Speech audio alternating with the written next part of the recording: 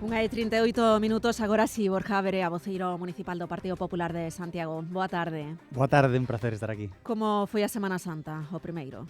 Intensa, unha Semana Santa intensa porque, bueno, pois centos de santiagueses, centos de composteláns dedican o seu tempo libre para organizar unha Semana Santa que cada ano vai a máis e que ademais cada ano debería de acelerar ese crecemento, non? Por lo tanto, primeiro, agradecer a todos os santiagueses que se dedican todo o ano a preparar estas, bueno, pues todas as procesións, todas as cofrarías, todo o traballo conxunto de, como digo, de centos de composteláns, darlle as gracias públicamente, que xa o puiden facer persoalmente, e, bueno, pois seguir dende a responsabilidade de cada un, pois poñendo en valor unha tradición que construe cidade e que, ademais, se temos a intelixencia colectiva de utilizala correctamente, pois pode chegar a ser un gran activo turístico, non? De seguida seguimos falando da Semana Santa, pero antes gustaríame preguntarlle por este testemunho que acabamos de escoitar, desta historia que nos acaba de contar Ricardo, que foi agredido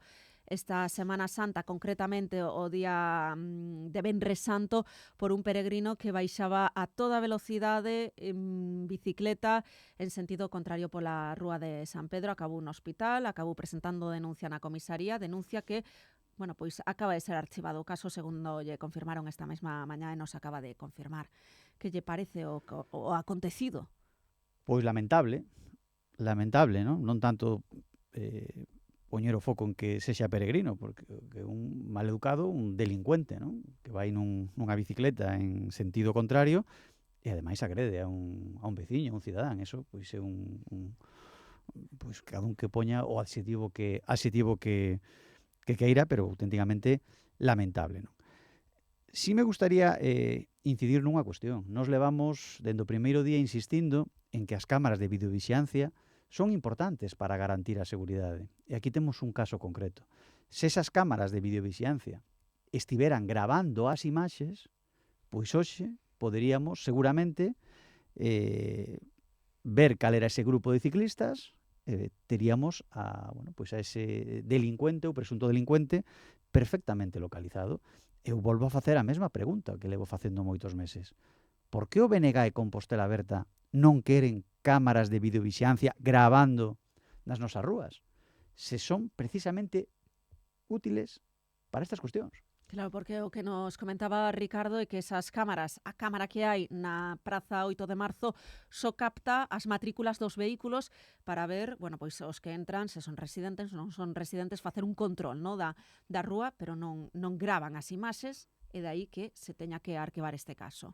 Claro, as imaxes, as cámaras que dependen do Concello, da Policía Local, non están gravando. Están, pois facendo unha imaxe fixa do momento, pero non quedan gardadas esas imaxes. Nós o que queremos é que esas imaxes queden gardadas a disposición xudicial, lóxicamente, únicamente podería acceder un xuiz, e ademais é que nós poríamos máis cámaras, porque entendemos que son uns instrumentos claves na seguridade do século XXI. Por tanto, volvemos a insistirlle a este goberno. Terán que responder aos cidadáns por que non queren cámaras gravando en Santiago. Volveron tamén as malas prácticas, os comportamentos incívicos á Praza Obradoiro. Volvemos ver estes días pois picnics directamente, cociñas quentando comida, xente comendo ata un cocido, preparándose cafés cos manteis, coa cubertería na Praza Obradoiro, o remate de procesións coa praza abarrotada de xente. O Concello, lembramos que, pois lanzara hai anos unha campaña de concienciación para precisamente acabar con estes comportamentos incívicos. Que temos que facer? Como valora vostede novamente estes comportamentos? Hai que ser contundentes, hai que ser moi contundentes con estes comportamentos e despois hai que ser responsables no relato público, non? Porque esas imaxes que vimos pois non eran todos os peregrinos, non eran todos os visitantes da Praza do Obradoiro que estaban comendo ou que estaban facendo un cocido, pois son persoas puntuais, son visitantes puntuais que non cumpren a normativa. Con estes hai que ser contundentes, pero non elevar a anécdota a categoría, porque se temos que comparar, por exemplo, as molestias do ruido nocturno da noite santiaguesa pois elevamos a categoría todo o ruido, todos os cristais rotos, todos todos os rapaces ou xente maior que está meando nas rúas, noite sí e noite tamén, pois ese sí é un problema real de comportamento cívico que tamén hai que ser contundente, non?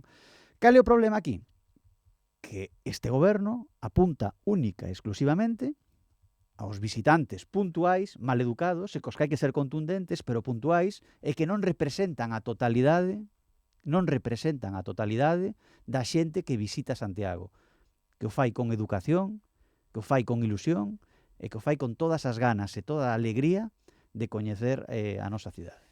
Datos de ocupación hoteleira esta Semana Santa, 75% os días fortes, o resto da Semana Santa un 60%. Acabamos de falar cun dos voceiros de Unión Hoteleira, con Esteban Iglesias, e nos dicía que o que fallou, o que falla é que non interesa promocionar a Semana Santa de Santiago, e non só preocupa este dato, senón o dato de todo o mes de abril e todo o inicio deste 2026.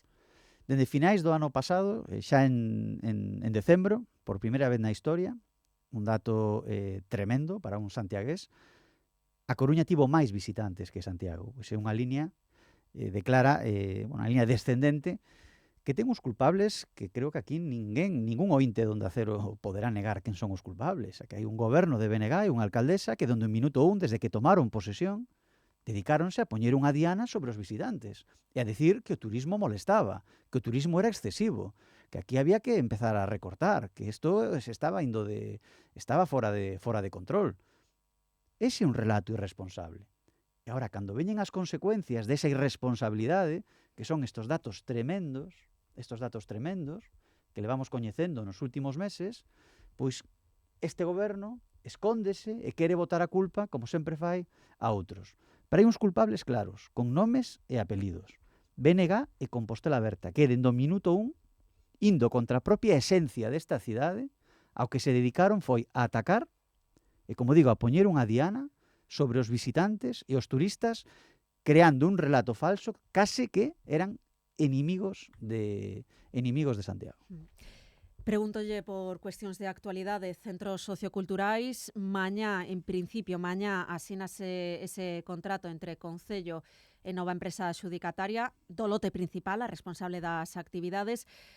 Hai iso sí, unha asamblea de traballadores convocada para mañá pola tarde. Aí decidirán se seguen en folga ou se desconvoca esa folga, ou se hai persoal que decide pola súa conta seguir en folga.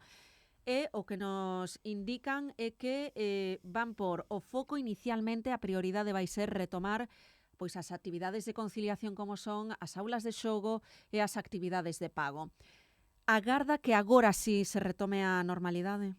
O que non ten nome, o que é tremendo nesta cidade, o nivel de decadencia que este goberno está levando a nosa cidade, é que sexa noticia que quizáis volvan a abrir os centros socioculturais. Esa é a noticia do día.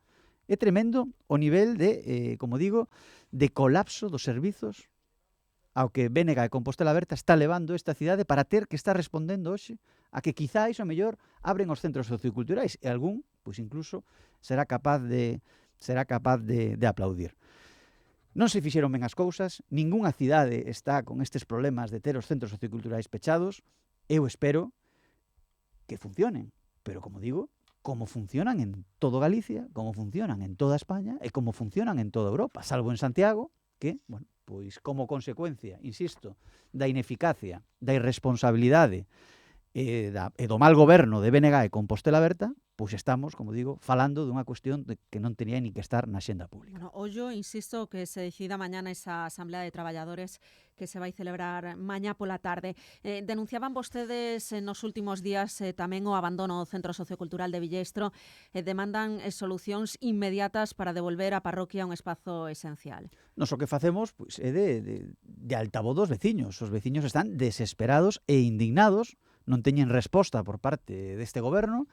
E, bueno, pois como lóxico, apóianse no principal partido da oposición para poder facer de altavoz e que, mire, por favor, abran xa dunha vez o Centro Sociocultural de Villestro, que leva meses e meses pechado, non ten ningún pase.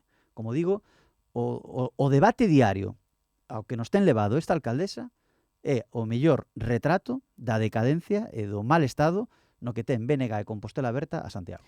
Unha cousiña máis, sector do comercio, hai uns días falamos da problemática que están a denunciar dende o comercio do ensanche. Falan de presión policial en zonas de parada, en zonas de carga e descarga.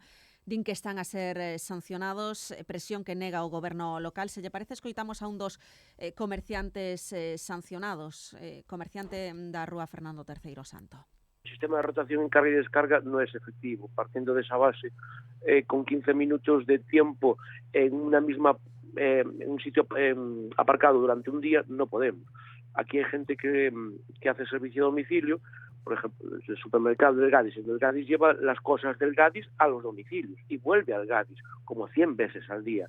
Es imposible que vaya cambiando de calle o de zona cada vez que viene a cargar y descargar. No es viable.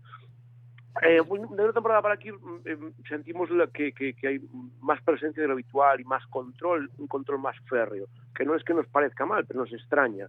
Como si hubiera una persecución hacia nosotros. Di o goberno local que os datos non confirman esa presión policial.